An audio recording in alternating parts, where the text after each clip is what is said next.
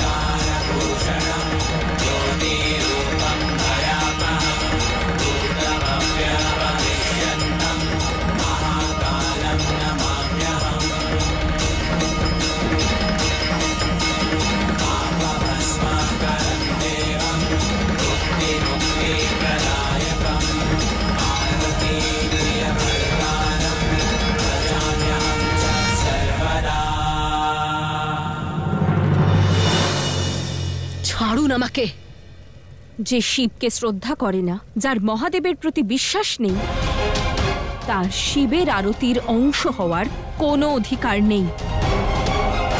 থাকো এইখানে, শিব আর শিবত্তর থেকে দূরে। দূরে আমাকে নয়, আপনাকে যেতে হবে। কৈলাস থেকে, শিবত্ব থেকে, শিবের কাছ থেকে, শিবের কাছ থেকে, শিবের কাছ থেকে।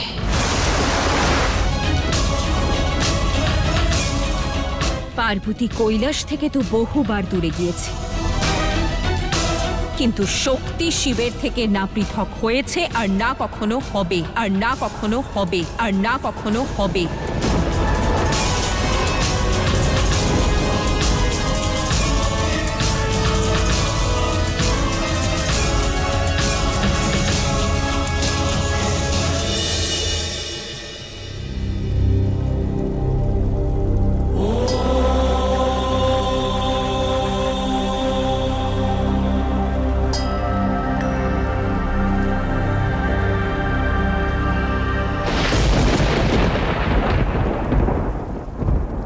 এবার আপনি শান্তি পেয়েছেন তো দেবী গঙ্গা?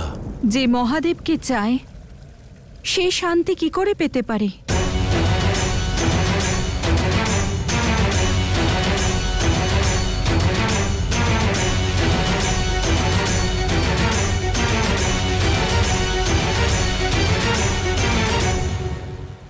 চোখ বন্ধ করে নিলেও মহাদেব মুখ ফিরিয়ে নেবেন না। কৈলাসে আমি শুধু সম্মান নয়, আপনার সঙ্গও চাই, আপনার পাশে স্থানও চাই,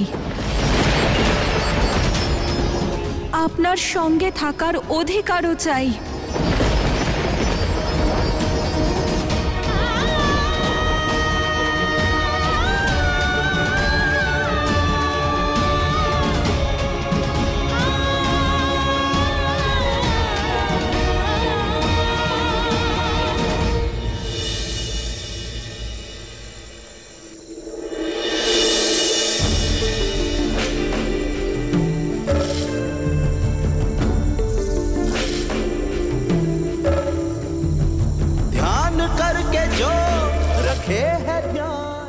স্ত্রী এবং প্রেমিকা একসঙ্গে আরতি করবে না।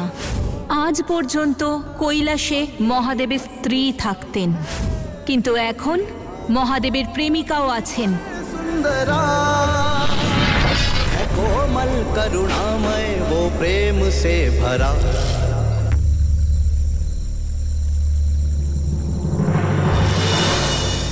আজ কৈলাসে যা ঘটেছে তা শুভ ছিল না মহাদেব।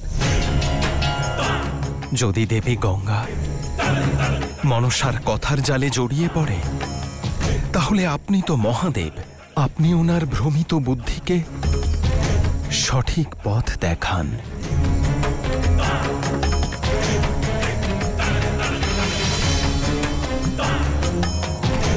আপনি জানেন নারায়ণ,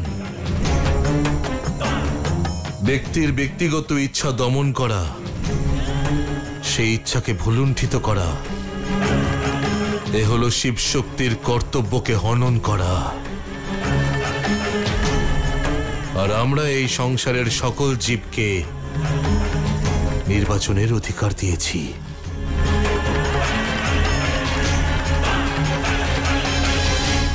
এবার আপনিই বলুন নারায়ণ, কিভাবে আমি দেবী গঙ্গার থেকে ওনার অধিকার ছিনিয়ে নিই?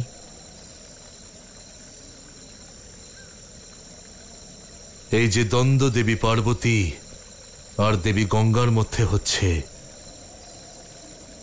তার সমাধান ওনাদেরই করতে হবে। আর কিচ্ছু ঠিক হবে না মহাদেব।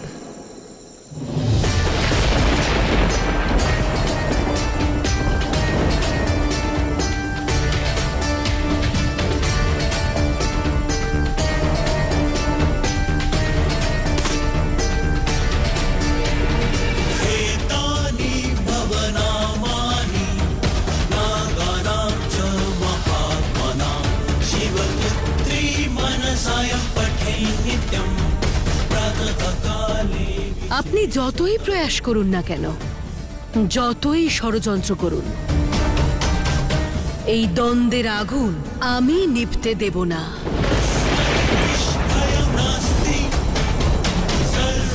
শিব আর শক্তির জীবনে আমি আর কিচ্ছু শুভ হতে দেব না।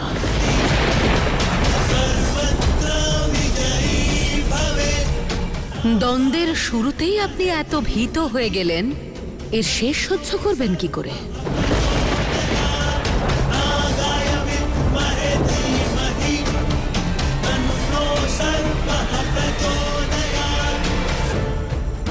তুমি শত্রুতার যে বীজ বপন করছো মনসা, তার করো না। নিজেকে এবার সামলাও। সামলাতে হবে এবার শিব শক্তিকে আর তাদের নিজেদের সংসারকে। কারণ এবার মনসার প্রতিশোধের আগুন শিব শক্তির সম্পর্ককেও পুড়িয়ে দেবে।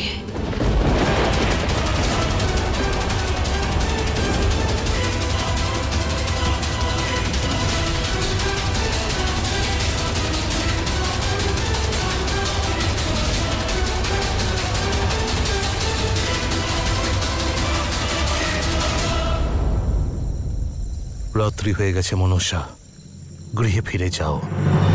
তোমার মা দেবী কদ্রু তোমার জন্য চিন্তা করছেন। তুমি ক্লান্ত হয়ে গেছো, যাও বিশ্রাম করো।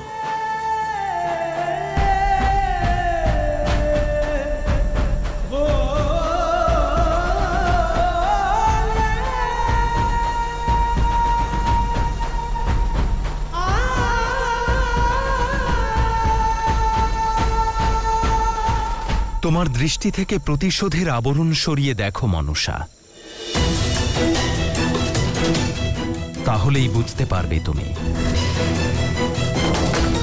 মহাদেব এখনো কেমন কন্যার ভালোবাসা আর সম্মান দিচ্ছেন তোমায়। তোমার সমস্ত অন্যায় ভুলে গিয়ে মহাদেব তোমায় তার কন্যার স্থান দিচ্ছেন। এই সম্পর্কের কারণেই তো যত শত্রুতা।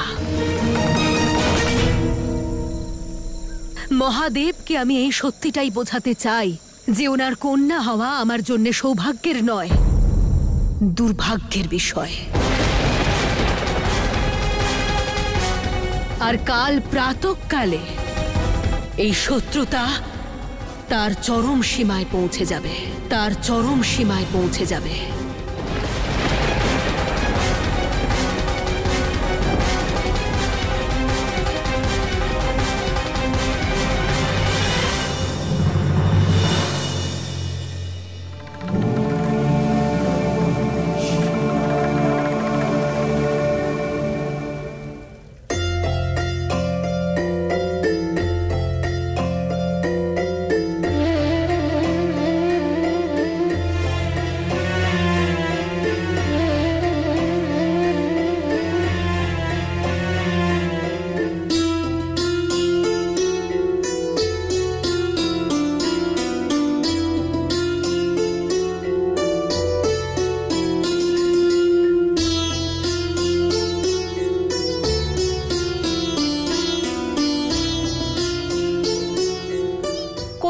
সবাই?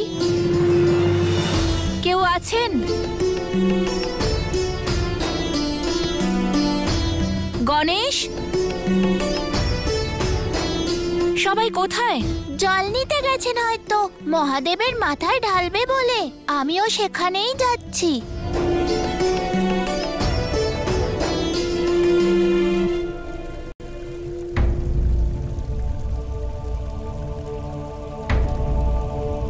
যে আমার থেকে জল নিতে যাবে তাকে জল দিতে আমি অস্বীকার করছি, তাকে জল দিতে আমি অস্বীকার করছি।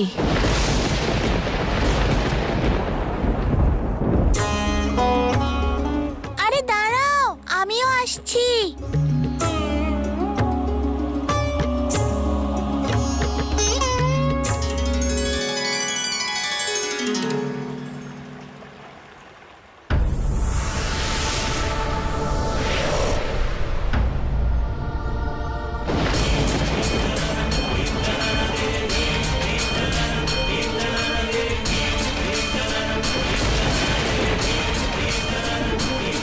মাতা, গঙ্গা নদীর জল হঠাৎ করে শুকিয়ে গেল কি করে? গঙ্গা দেবীর কৈলাসে আসা আর জল শুকিয়ে যাওয়া কেবল এক সংযোগ। চলো নন্দী, মহাদেবের জন্য অন্য কোথাও থেকে জল নিয়ে যাই। হ্যাঁ মাতা।